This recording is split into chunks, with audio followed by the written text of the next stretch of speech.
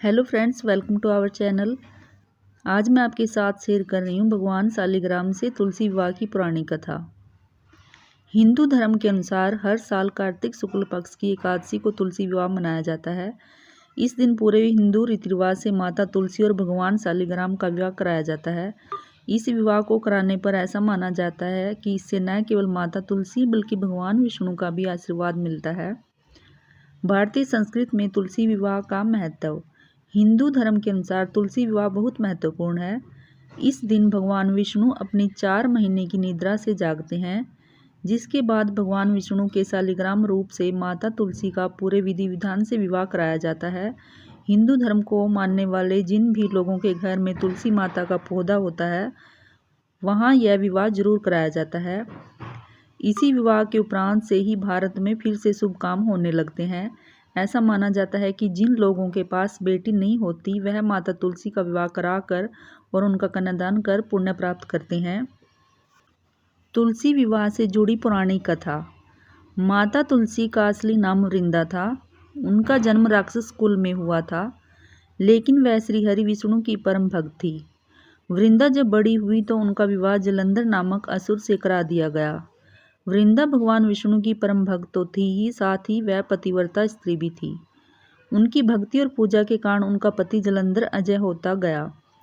इसके चलते उसे अपनी शक्तियों पर अभिमान हो गया। उसने स्वर्ग पर आक्रमण कर देव कन्याओं को अपने अधिकार में ले लिया। इससे क्रोधित होकर सभी देव भगवान श्री हरि विष्णु की शरण में गए और जलंधर के अंत का अंत करने की प्रार्थना की। परंतु जलंधर का अंत करने के लिए सबसे पहले उसकी पत्नी वृंदा का सतीत्व भंग करना अनिवार्य था। भगवान विष्णु ने अपनी माया से जलंधर का रूप धारण कर वृंदा के पतिव्रत धर्म को नष्ट कर दिया और इसके परिणाम स्वरूप जलंधर की शक्ति क्षीण हो गई। वह युद्ध में मारा गया। लेकिन जब वृंदा को श्री हरि के छल का पता चला तो उन्होंने भगवान विष्णु से कहा कि हे नाथ, मैंने आजीवन आपकी आराधना की, आपने मेरे साथ ऐसा कृत्य कैसे किया? इस प्रश्न का कोई उत्तर श्री हरि नहीं दे पाए। तब वृंदा ने भगवान विष्णु से कहा कि आपने मेरे साथ एक पत्थर की तरह व्यवहार किया है। मैं आपको शाप देती हूँ कि आप भी पाषाण बन जाएं, यानी पत्थर बन जाएं। यह कहते ही भगवान श्री हरि पत्थर समान हो गए और सृष्टि का संतुलन बिगड़ने लगा। तब देवताओं ने वृंदा से याचना की कि वे अपना श्राप वापस ले लें। भगवान विष्णु भी वृंदा के साथ हुए छल से लज्जित थे और अंत में उन्होंने भगवान विष्णु को क्षमा कर दिया और भगवान विष्णु को श्राप मुक्त कर जलंधर के साथ सती हो गई। वृंदा की राख से एक पौधा निकला, जिसे श्री हरि विष्णु ने तुलसी नाम दिया और वरदान दिया कि तुलसी के बिना मैं किसी भी प्रसाद को ग्रहण नहीं करूँगा।